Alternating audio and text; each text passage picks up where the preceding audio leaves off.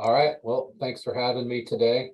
And a little bit about my background before we get started. So I've been in private practice for about 18 years. And earlier this year, I joined the Agriculture and Resource Law program at Ohio State University. And while I was in private practice, kind of a gap in the legal world seemed to be that I didn't see a lot of attorneys or other people working specifically with farmers on their long-term care needs and assessment. So one of the first projects that I took up was trying to put some information together on long-term care that farmers could take, easily understand, and then have some idea of what they might want to do and have good questions and maybe some idea of what they would want to do when they go see an attorney to put a plan together. So the presentation I'm going to give you, it is specific to Ohio. So many of the rules that we'll look at are Medicaid related. Each state has their own rules. They're fairly uniform, but there are differences. So some of the Medicaid numbers, just be sure to understand your state may be different. So keep that in mind. Please ask questions as we go. Be happy to address those, and or I'll try to leave some time at the end. So let me see if I can get my screen share going here. Okay, one other thing. So my position is funded by the National Agricultural Library and the National Agricultural Law Center. So I just want to make sure that I give credit to them for the funding. And if any of you are involved with them, you know what great programs they are.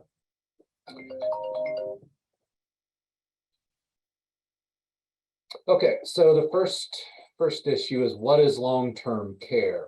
So when I was practicing, long-term care to me was nursing home. There was really no difference. And in fact, I would use nursing home instead of long-term care. But when I started researching what exactly is long-term care, turns out it's actually much broader than just a nursing home. And long-term care can be provided in the home, and that's important, and we'll see why here in a minute.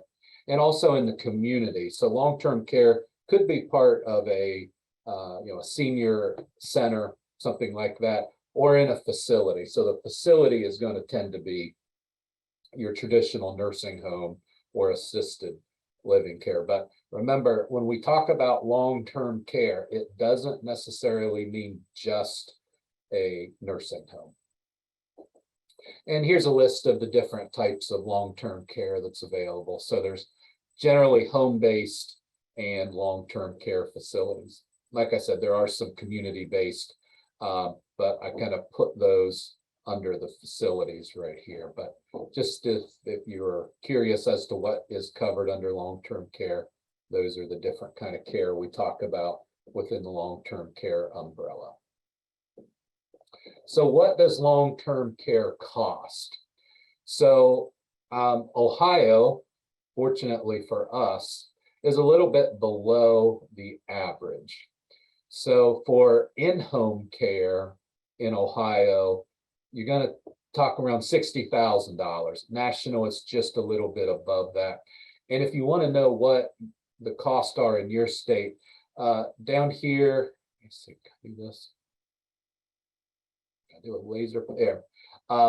This cost of survey that's done by Genworth, which is a financial company, that's kind of the gold standard for what care is, or the average for care. You can just Google that and it'll pop up and you can see what the average cost is for your state. So in Ohio, we're around $60,000 for in-home care, which would be about 44 hours a week. Then a nursing home, semi-private room, that's usually 2 people. We're right at, I call it 90,000. Private room, we're getting upwards of 100,000. And this was a 21 survey, so by now it's probably at 90 and 100,000.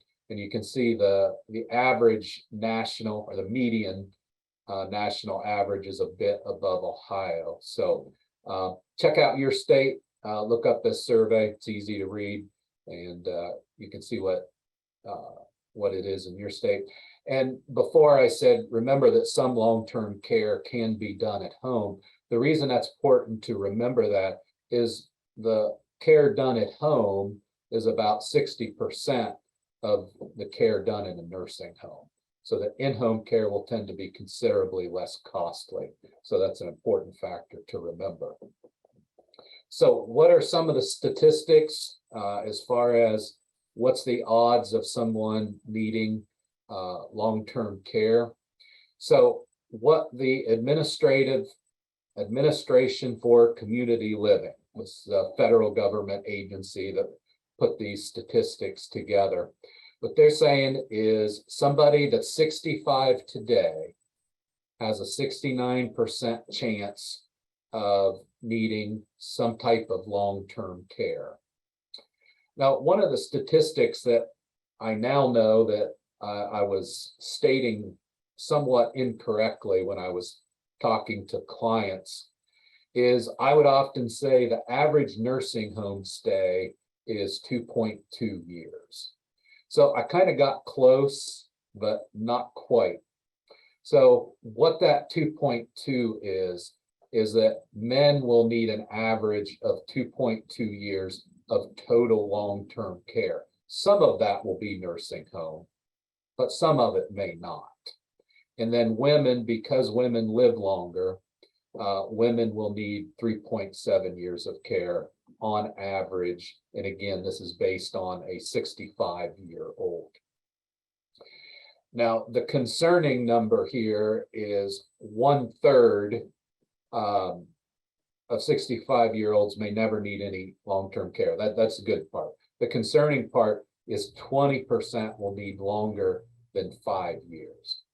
So it's this 5-year portion that we're concerned about, and that's what puts farm assets at risk. We'll cover that here in a minute.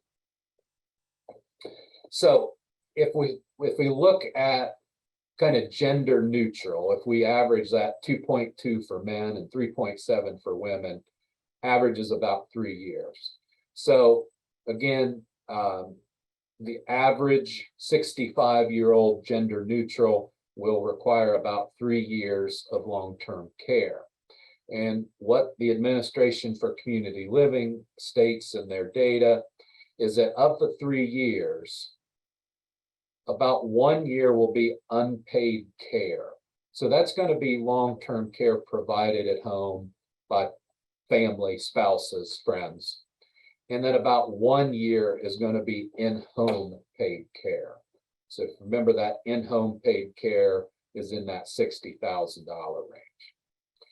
Then of the 3 years, around 1 year will be in a nursing home. So that's why it's important to remember the difference between long-term care and nursing home.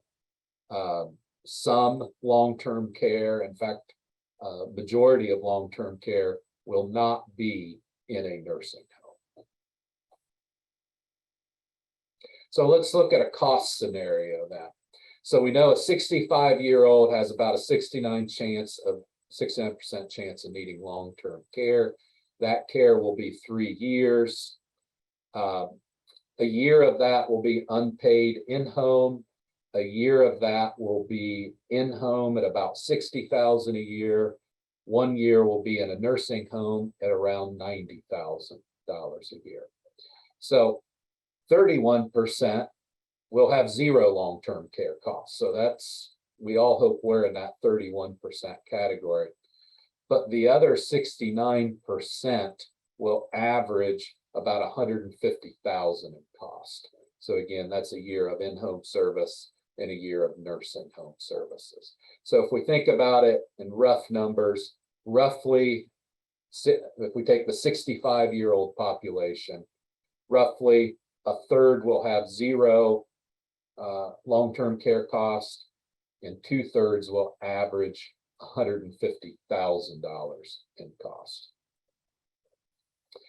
So when I was researching this, I was surprised to learn that on average, 2/3 of people will have $150,000 of long-term care costs. I was thinking that number would be much higher. So that's a good thing. And most farms probably can withstand a $150,000 long-term care payment without selling land, without selling equipment, without selling livestock. What we're really trying to protect against, and what farmers really are concerned about, is what I call the outlier scenario. And that's that 20% that may need long-term care for more than 5 years. Because if we look at that 5 years, let's assume there's 1 year of no cost based on statistics, but the other 4 years, depending on whether it's in-home or in a nursing home, is going to be 240 to 450,000. So it's real easy to see how someone that ends up in the outlier group, that 20% that needs 5 years of care or more, could easily pay over $500,000 in long-term care. And there's people in nursing homes for 10 years or more. So it could get very expensive, very costly over time if you end up being in the outlier group. And it's when we get into this outlier group that farm assets start to become at risk. And this is a little bit of what I was just saying, is most farms, in my opinion, based on the balance sheets I've seen over the last 18 years, most farms probably can withstand the average long-term care cost. And again, remember, I'm saying that average long-term care for Ohio, around $150,000. Most farms probably can cover a little bit more than that. Okay? But when it comes to the outlier scenario, when we start talking about long-term care costs of $500,000 more, that's when savings get consumed pretty quickly. And that's when we start looking at having to sell farm assets to pay for our long-term care. And it's my opinion that it's the outlier scenario that really farmers worry about. If you talk to many farmers and you say, well, I could guarantee your long-term care won't exceed $150,000, I think a lot of farmers would really be relieved that it would only be that much, because they could probably to make that work. But unfortunately, we can't make that promise. And my statement here is the average long-term care scenario does not jeopardize most farms, but I think the outlier scenario does jeopardize many farms. Let's see. Heather, are you watching for questions for me? You could let me know. So how are long-term care costs Robert? paid? Yes. There was one question that came in. Somebody asked about a 5-year annual growth. A 5-year annual what? Growth. Oh, yeah. So, these numbers that I'm using are all based on 2021 cost. I think in the one table, it did show what the annual growth is. So yeah, we got to keep that in mind, especially with inflation, what it is today. It's probably even more than that. So yeah, the long-term care costs will continue to go up, and maybe even go up because it's kind of medical related, could go up even faster than inflation. So yeah, Robert, we need to keep that growth in mind. Robert, this is Joy Kirkpatrick. Did that 5-year annual growth column that you had in one of your earlier slides, did that also come from that Genworth It did. Financial? Okay, that'll help. Did. Okay, Yeah. thanks. So yeah, you can look that up for your own state, and I'm sure there's a lot more detailed information in that survey, but it's a great survey. Take a look at it. Okay, so how are long-term costs paid? So, and this is based on kind of my experience working with farmers. The first source of payment is long-term care insurance. And we'll talk about that later. If there's an insurance policy in place, obviously, those payments would be used first. Many people don't have long-term care insurance. It can be expensive.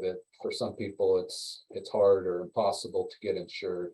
So many people don't have long-term care insurance. But when we do have it, obviously that money is used first. Then we go to income. So, I have farmers come in that, are really worried about, losing their land to nursing home costs. And they're like, I better give it away before I lose it. But they really haven't even looked at what kind of income they can expect in retirement, or if they could no longer farm. And that's really important, because if you've got adequate income to pay for long-term care, there's no need to give away your assets. So typically the income is the next source of money to pay for long-term care. Then we'll dip into savings and financial accounts. The next asset to be sold would be equipment, grain, livestock, and last is real estate. And in my opinion and experience, it really is all about the real estate.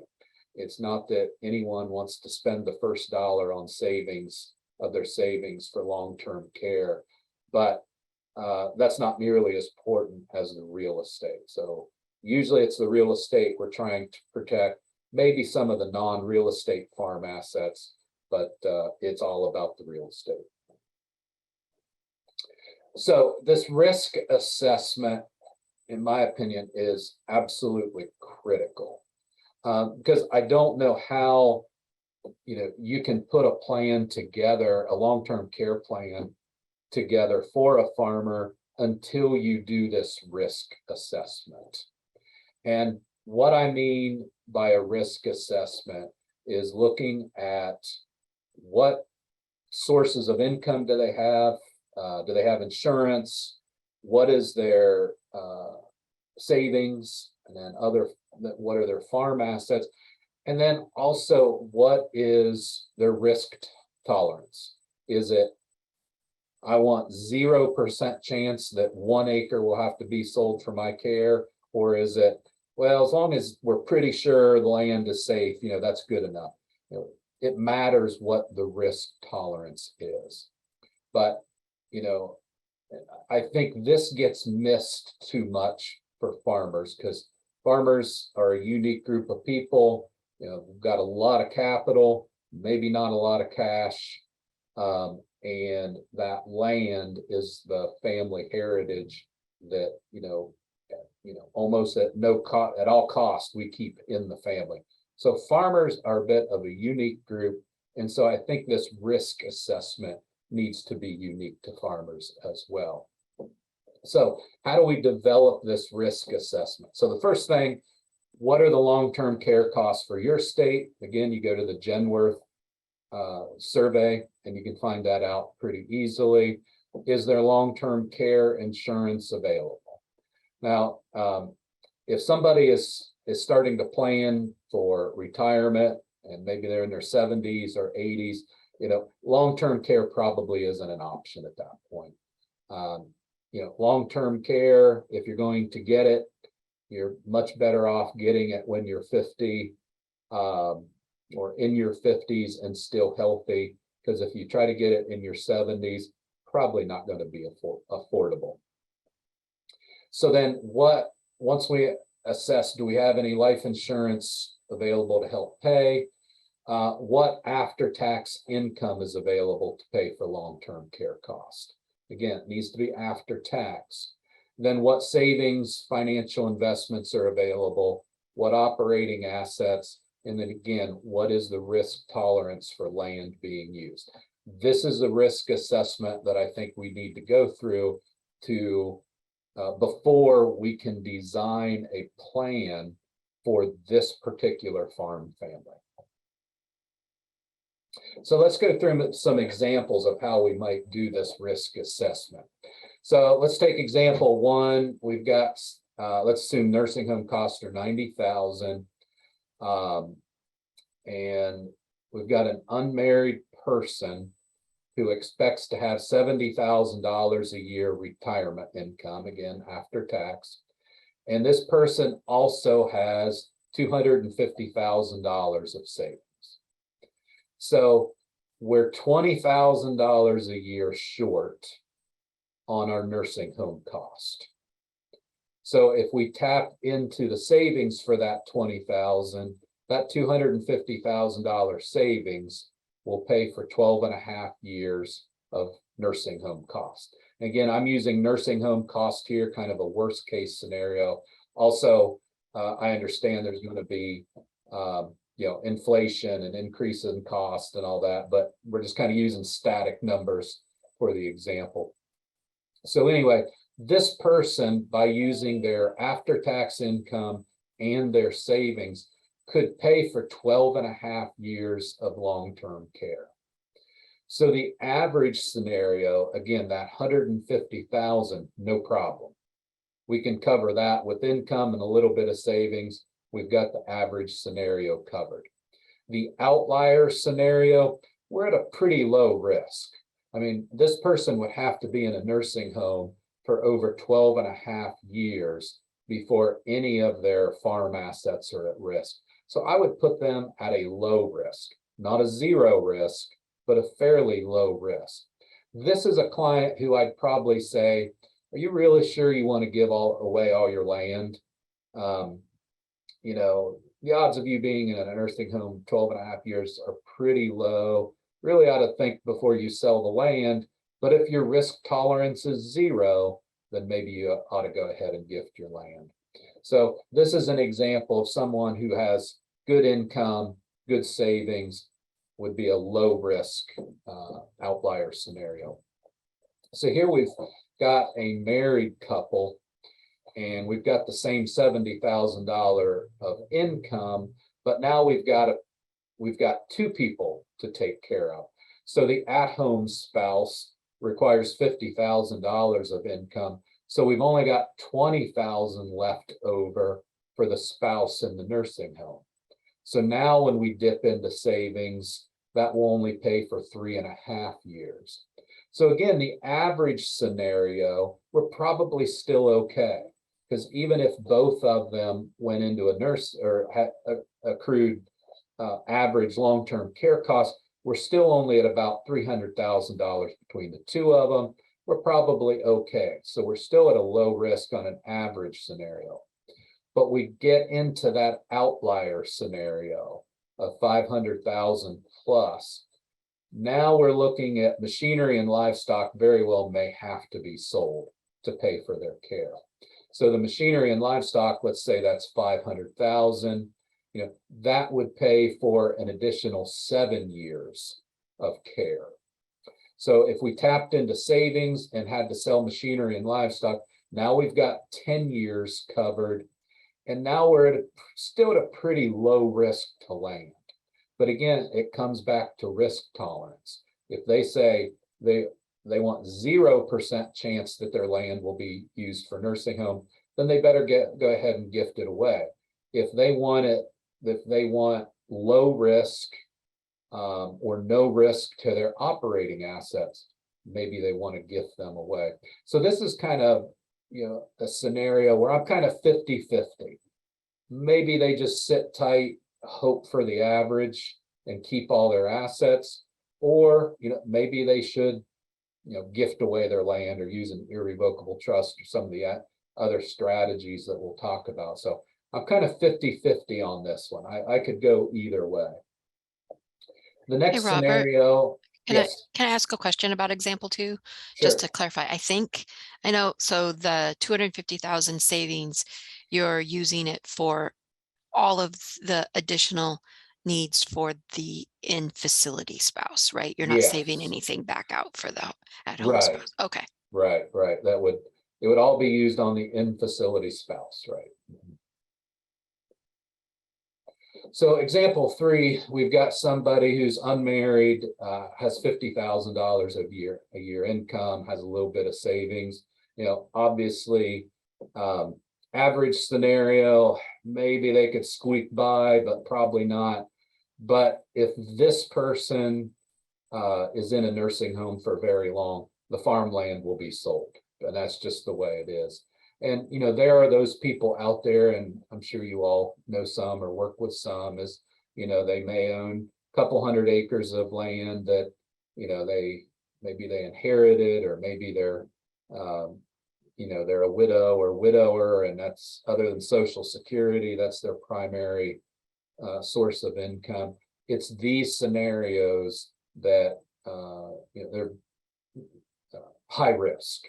And these are the people that, if they can, probably ought to take some action if they want to protect their land from nursing home costs. Question. Sure. This is Gonzalo from Virginia. Can you go back to the scenario number 2 or B?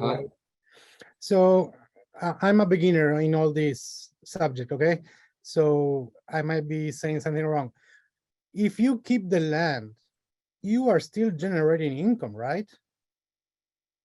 Yeah, and so that would be part of the $70,000. No, because there retirement is income. 70,000 on retirement, right? Yes. So wouldn't you have an additional income on top of the retirement by having the ownership of the land? I think he's including that in the retirement income, Gonzalez. Okay. Yes. Yeah.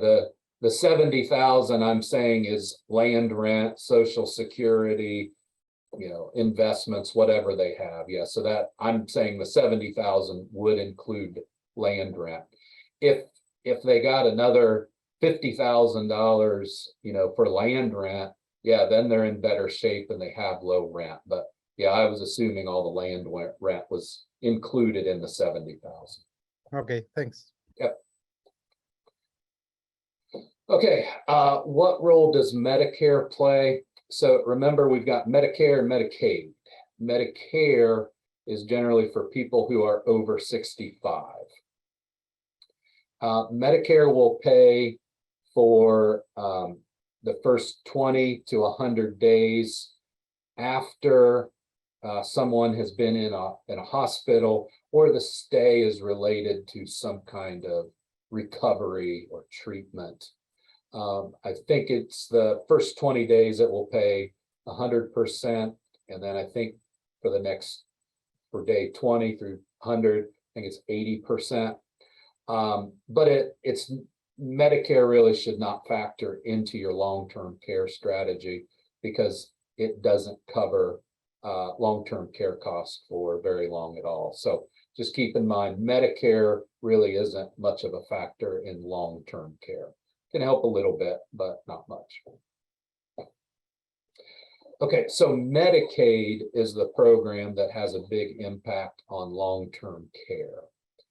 And Medicaid is a joint federal and state program. So the federal government establishes certain minimums, and then the state can also add specific rules. So that's why I started out saying, when we get to Medicaid, you really need to look at your own state's rules. Some of the rules are very uniform. Some of them can have some variation between states. So just make sure you look at your own state rules. So how Medicaid works is essentially, if a person does not have resources to pay for long-term care, Medicaid will pay. And to qualify for a Medicaid, a single person cannot own more than $2,000 in assets, and a married couple together, the in-facility spouse can own $2,000, and the out-of-facility spouse can own up to $137,000 and qualify. So you really can own almost nothing, especially if you're not married. You can own almost nothing. Now, some assets are exempt.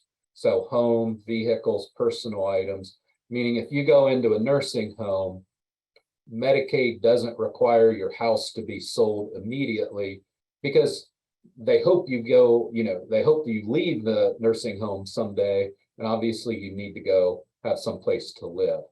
But even if your home is exempt for Medicaid qualification, when that person dies, there's a lien on that home, and then that home must be sold and Medicaid paid back. So just remember, being exempt for Medicaid qualification doesn't necessarily protect those assets because there may be recovery due at the death of that person.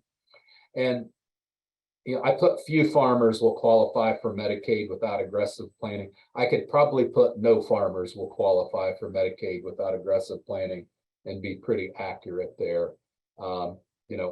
Farming, as you all know, is so capital intensive that even the smallest farms typically have more assets than what would allow them to qualify for Medicaid. So that's one of the unique challenges with farmers. Again, few will qualify because of land and equipment and livestock, but they may not have much cash available to pay out of pocket for long-term care. Okay, the 5-year look back is a very important rule and controls much of what we can do in long-term care planning. What this rule is if you make what's called an improper transfer, and that's a transfer of an asset from yourself to someone else. You can transfer to your spouse, but other than your spouse, it's an improper transfer for less than fair market value. And if you make an improper transfer, you are ineligible for Medicaid for 1 month for each $6,900 of the gift you made. And again, that's Ohio specific. So if you make a $100,000 gift, you will be ineligible for 15 months of Medicaid. However, there's a 5-year look back rule. And what that look back rule says is Medicaid will only look back 5 years for improper transfers. So you can gift $1 million gift, but as long as you wait at least 5 years to apply for Medicaid, it will not cause you any further disqualification. So again, we can make $1 million gift, which if we use the $6,900 a month formula would cause an eligibility for 145 months. But if you make that $1 million gift and then wait 5 years to apply for Medicaid, you're good to go. So essentially, there's, you can make as big a gift as you want, and your ineligibility is capped at 5 years.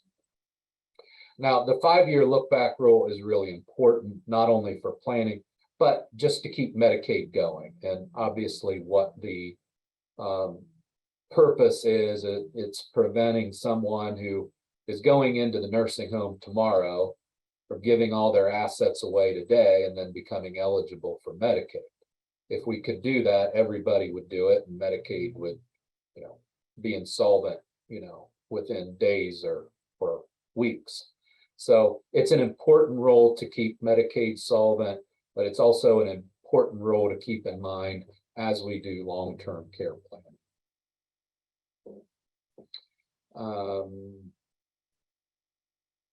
So I think I already went that, but the rule causes us to always be planning 5 years ahead. That's one of the challenges of long-term care because of the 5-year look back. We're always trying to guess 5 years ahead of time what we may need. So how does Medicaid play a role within long-term care planning? So the strategy is you give away most or all of your assets and you impoverish yourself so that when you start to need long-term care, You can go to Medicaid and say, I own less than $2,000 or less than, $139,000 if you're married. So I own less than $2,000. I qualify for Medicaid, and then Medicaid will pay for your care. So it's intentionally impoverishing yourself to qualify for Medicaid. Now, some disadvantages of Medicaid: you may not get to select the facility that you're in. Not all facilities take Medicaid, is my understanding. Probably not going to be eligible for a private room, and you're relying on a government program for care. Some people have issues with that. Other people are like, well, I paid into the program ought to take care of me. So I'll let you decide where you are on that issue. But those are some of the disadvantages of Medicaid treatment or care. So let's finish up then with some different strategies to deal with long-term care insurance. So we know that, that outlier scenario is a possibility. What do we do to try to minimize the potential risk or impacts of that outlier scenario? So first thing is long-term care insurance. This is my preferred solution to long-term care. However, just because I prefer it doesn't mean it works very often. And the reason it doesn't work very often is it can be expensive. And like I was saying, you need to get it when you're in your 40s and 50s.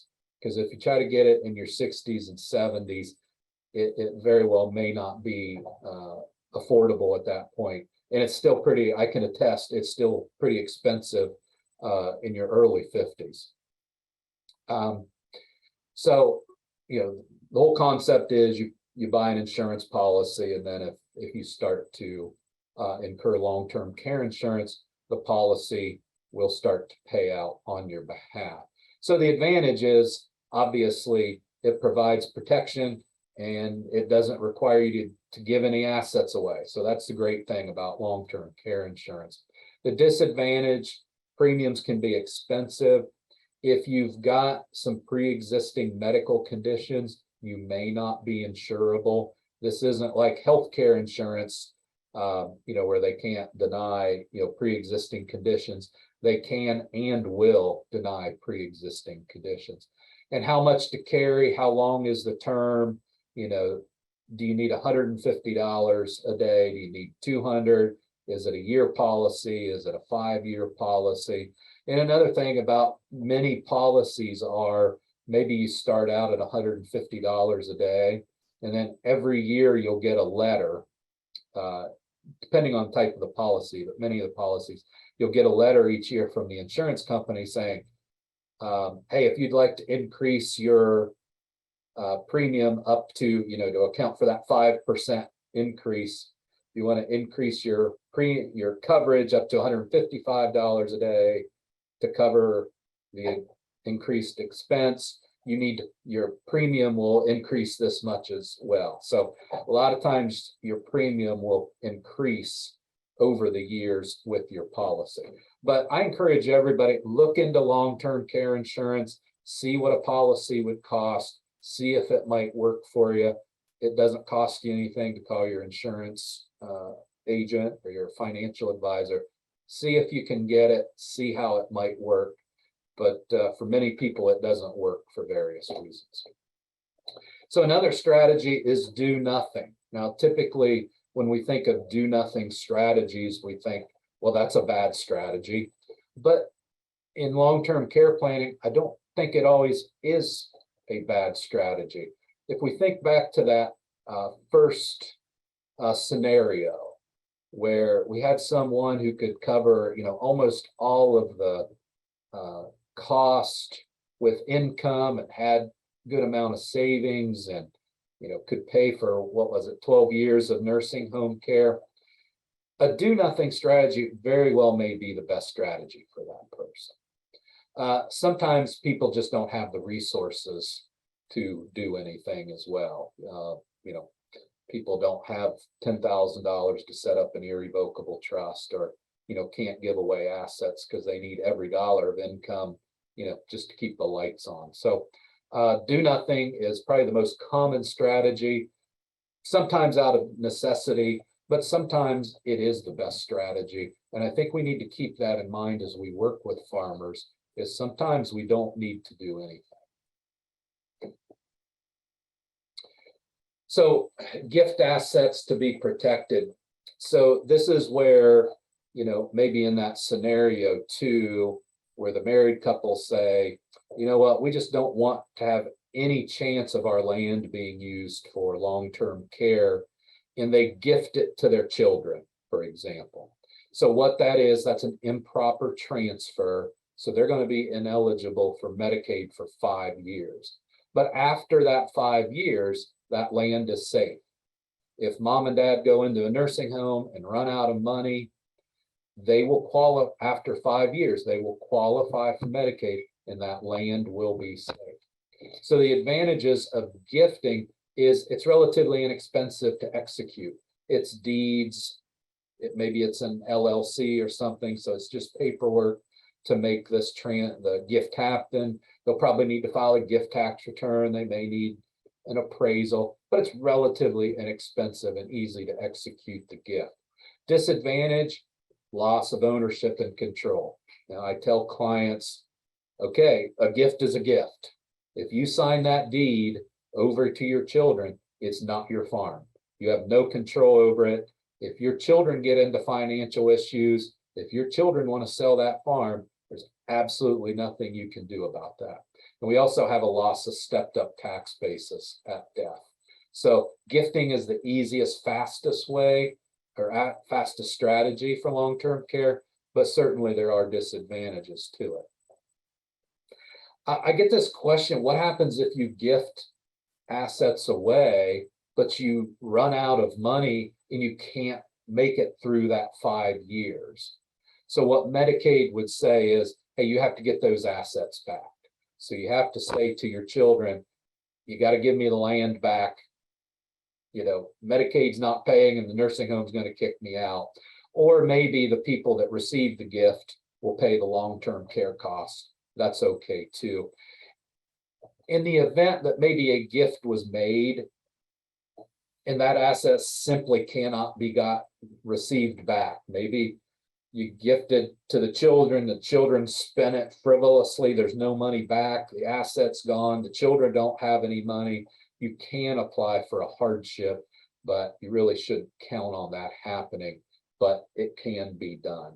But if you're going to gift away assets, you need to make sure you have the resources to pay for that 5 years of care, or the people who receive the gift must understand they may have to pay for mom and dad's care if they run out of money. Irrevocable trust. So this is where we set up a trust. Irrevocable, meaning it can't be changed once it is set up. You transfer, let's say, land into the irrevocable trust. You name someone else. It can be a family member as the trustee, and now they control the trust. And the advantage to this is it can be part of the estate plan. So maybe, you know, you can still have this, you know, the Smith farm goes to daughter and the Jones farm goes to son, and there's a right of first refusal. You know, a lot of the techniques we use in farm succession planning can be incorporated in an irrevocable trust. The trust can allow the grantor to retain the income and keep a stepped up tax basis at death.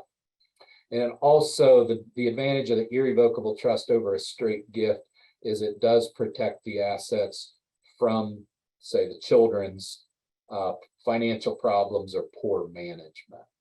Disadvantage can be expensive to establish. You know, it'd be easy to spend $5,000 or $10,000 on an irrevocable trust. The transfers into the trust are still an improper trust. So we've still got the 5-year look back. Just like a gift, lose ownership and control. You may lose a stepped up tax basis if income is not provided. And the trust cannot be changed except for beneficiaries. You do have a limited power of appointment to change the beneficiaries. Self-insure, so this is what many farmers do is they'll set aside money.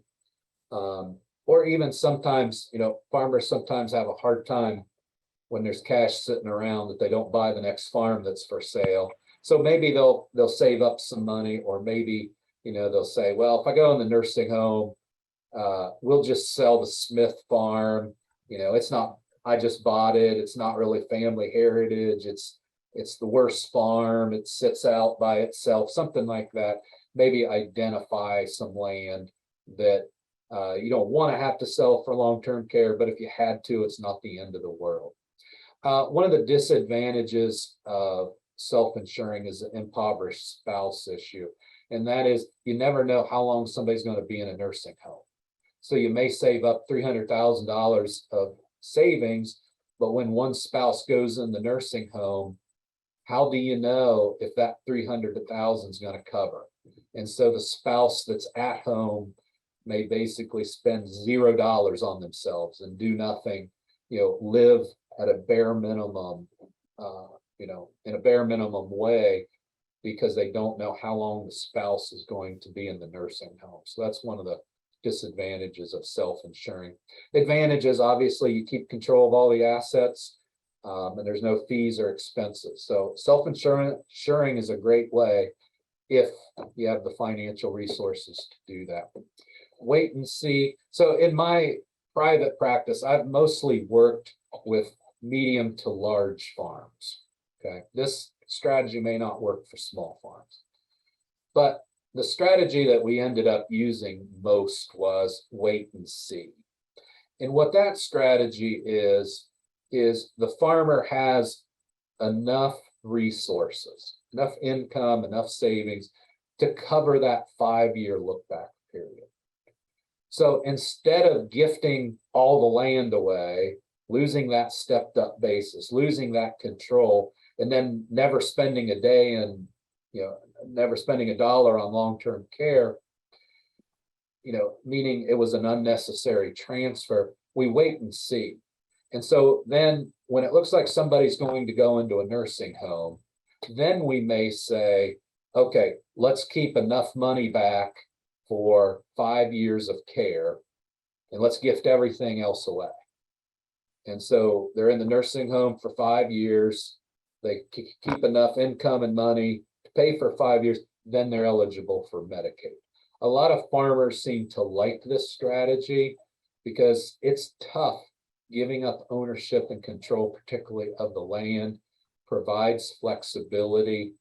The disadvantage is it doesn't protect what you need to pay for 5 years of care, and it doesn't protect assets for 5 years. So you got to make sure you hold enough money back to pay for that 5 years.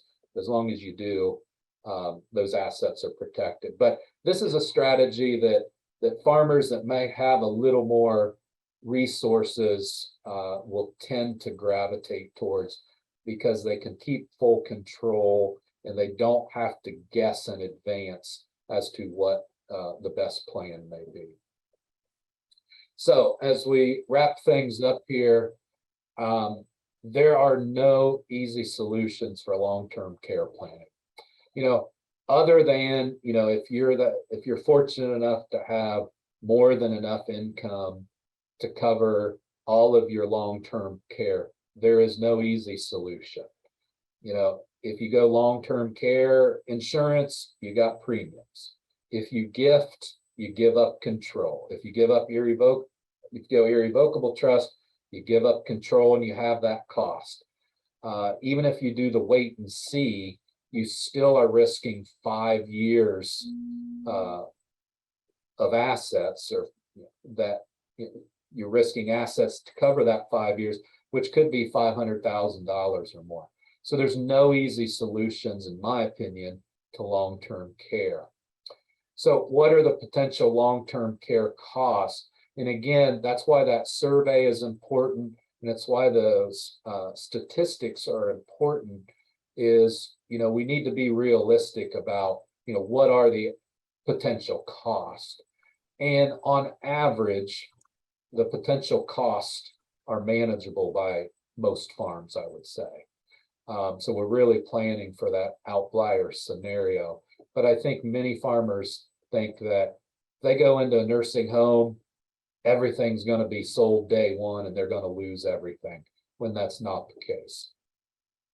What resources are available? This goes into the risk assessment.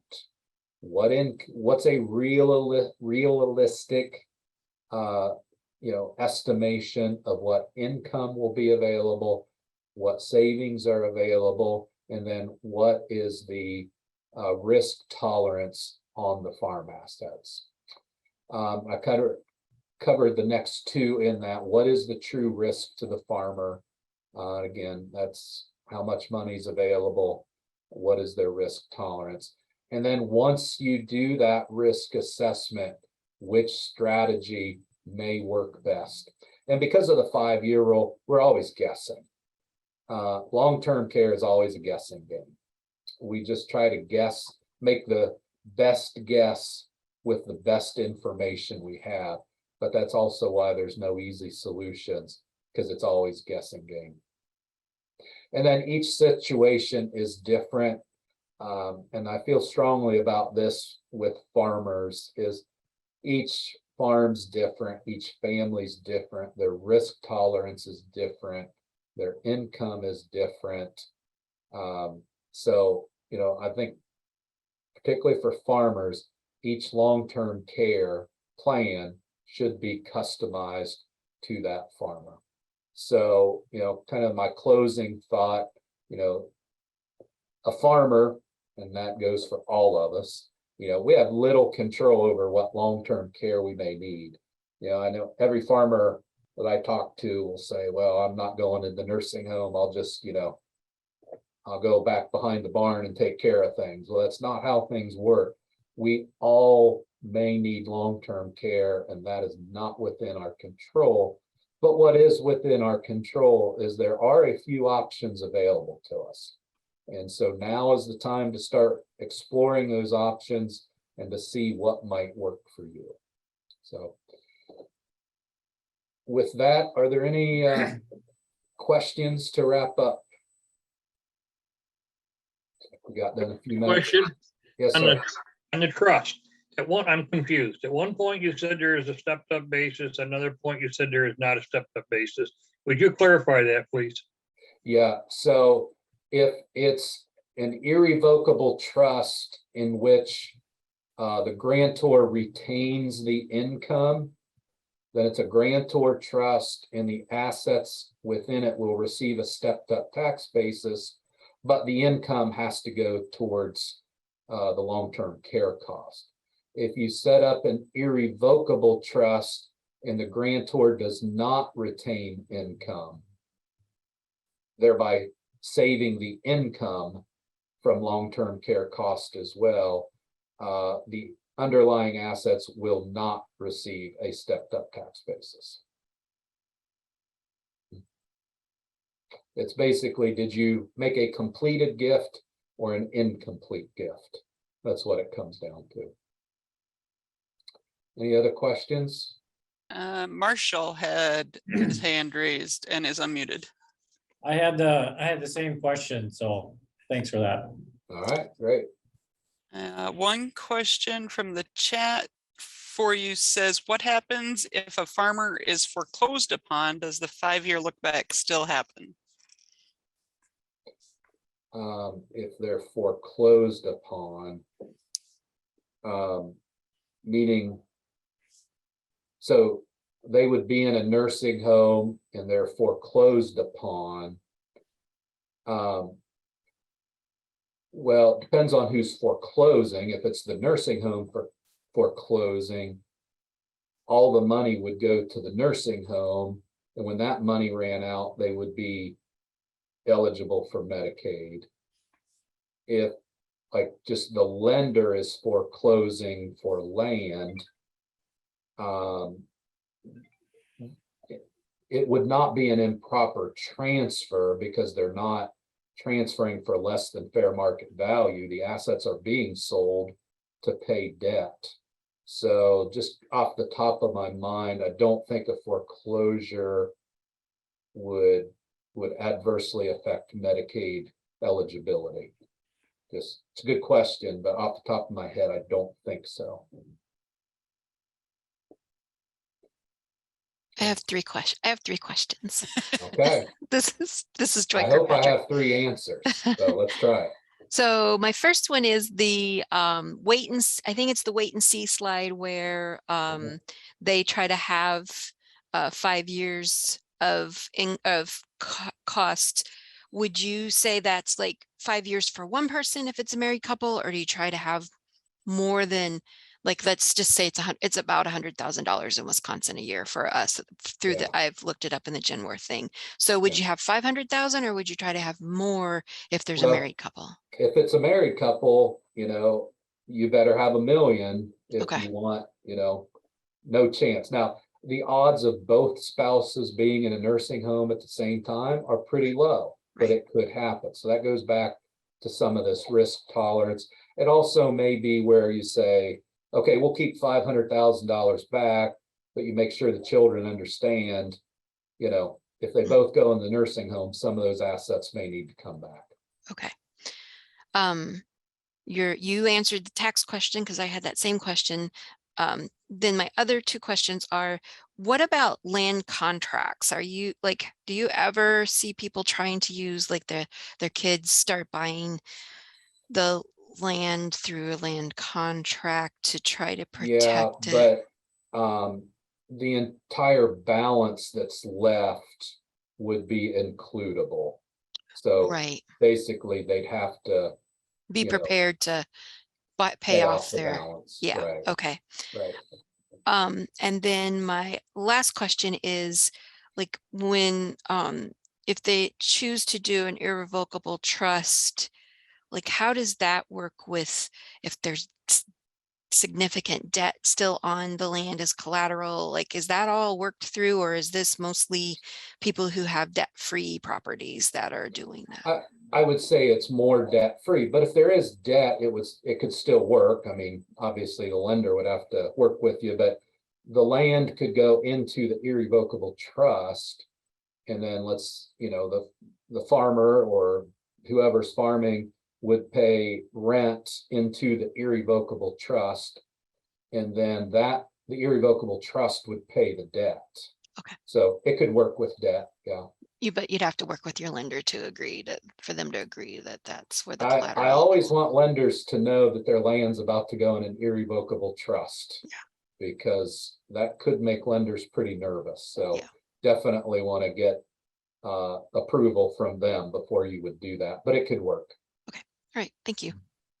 Okay, so before we go any further with questions, I don't want to stop questions. So, but if people had 1 o'clock or 2 o'clock or whatever time it is at your world meetings to jump off of here from, I just want to make sure everybody knows that the link for credit for this session is in the chat box.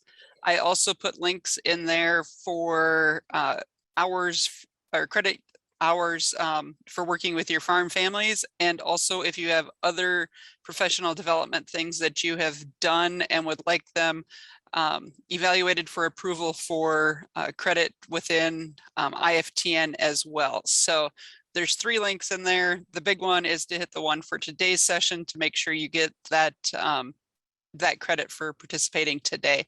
So otherwise we'll leave questions and keep going that way. So I greatly appreciate everyone's participation and attendance today, and keep the questions going until Robert says no more, I guess. Let's go. Okay. Oh, go ahead. This is Gerald from New York. Is it true with the trust that you had is kind of like a diminishing returns or diminishing income, however you want to look at it? That if I put it in today, I got to wait 5 years, but in 6 months, I only got to wait 4.5 years. And in a year, I only got to wait 4 months before those assets are exempt from Medicare look back.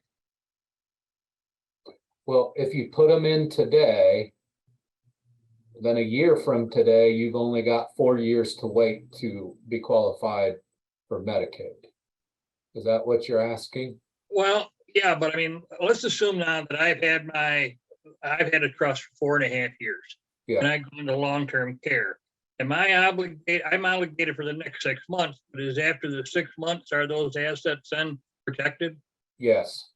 Yeah, so if you gifted 4.5 years ago, you would not apply for Medicaid. You would go into a nursing home, pay for 6 months of care, and then you would apply for Medicaid, and you could say, I have not made any improper transfers in the last 5 years, and you would be eligible for Medicaid, assuming you didn't have other assets. Thank you. Yeah, it's not like if it's been 4 years of 5, you're 80% protected. It's all or nothing. Okay.